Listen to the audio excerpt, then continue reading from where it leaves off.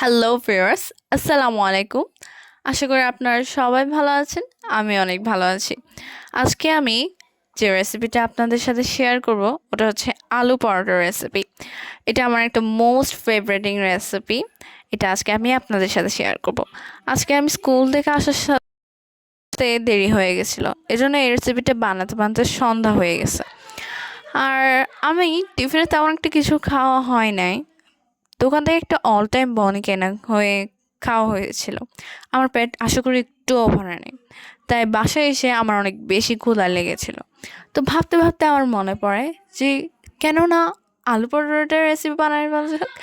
শুধু আমারই না, আমার ঘরের মধ্যে সবার এবং আমার ভাই বোনেরা আলু পরোটার রেসিপি খুবই বেশি পছন্দ। এই জন্য আমি খুব সাবধানতার সাথে পেঁয়াজ, বিভিন্ন ধরনের সবজিগুলোকে কেটে নেওয়া হচ্ছে। এগুলো কাটতে আমার আশা করি অনেক বেশি কষ্ট হয়েছিল।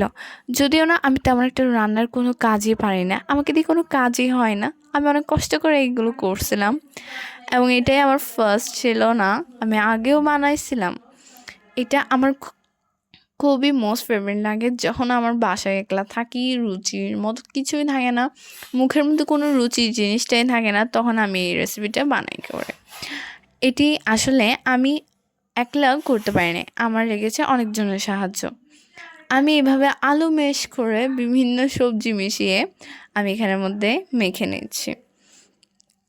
এগুলো আসলে অনেক বেশি গরম ছিল, আমার মাখতে অনেক বেশি কষ্ট হচ্ছিল। আমার মাখতে মাখতে এবার কিছু মশলা দিয়ে দিচ্ছি, এগুলোর পরিমাণ মতো মশলা দেওয়া হয়েছে। এর মধ্যে আস্তে আস্তে আমি আলতো হাতে মেখে নিচ্ছি, যাতে আমাদের আরেকটি পারফেক্ট আলু ভর্তা হয়। এবং আমি ডোগুলোকে সামান্য কিছু ময়দার সাহায্যে বেলে নিচ্ছি। দেখতে হবে, বেলতে হবে যাতে কোনো দিক দিয়ে মোটা বা পাতলা না হয়। প্রথমের দিকটায় আমার একটু মোটা রয়ে গিয়েছিল, এবারে আমি সঠিকভাবে করেছি। এবং সামান্য কিছু আলু রুটির মধ্যে দিয়ে আরেকটি রুটি হাতে সাহায্যে চিপে দিতে হবে এবং খেয়াল রাখতে হবে যাতে কোনো দিক দিয়ে ফাঁকা না থাকে। ফাঁকা থাকলে কি হবে যে আপনার আলুগুলো বের হয়ে যাবে এবং একটি খুবই খারাপ অবস্থা হবে, যা আমি চাই না আমার পরোটার সাথে হোক। এবং আমি একটি ননস্টিক ফ্রাই প্যানের মধ্যে হালকা আলতো তেল দিয়ে এটিকে ফ্রাই করেছি। দেখতে পাচ্ছি এটা কত লোভনীয় হয়েছে এবং দেখতেও খুবই মজাদার হয়েছে। আমার তো এখন থেকেই খেতে ইচ্ছা করতেছে। আশা করি আপনাদের খুব ভালো লাগবে। আমি আরেকটা নতুন পদ্ধতি বের করেছি।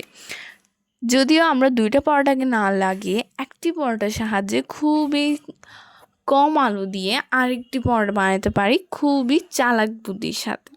এটি আমি ভালো করে বেলে নিচ্ছি আবার আগের বারের মতো। দেখতে হবে কোনো দিক দিয়ে মোটা বা পাতলা না থাকে।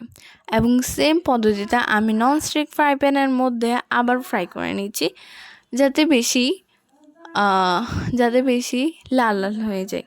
এবং এটি এখন হয়ে গিয়েছে, আমরা এটাকে সসের সাথে পরিবেশন করব। আমার খুবই ভালো লাগে সসের সাথে খেতে। এটা দেখতে খুবই মজাদার, সুন্দর হয়েছে, খেতেও তেমন মজাদার হয়েছে। এটা আমার মোস্ট ফেভারিট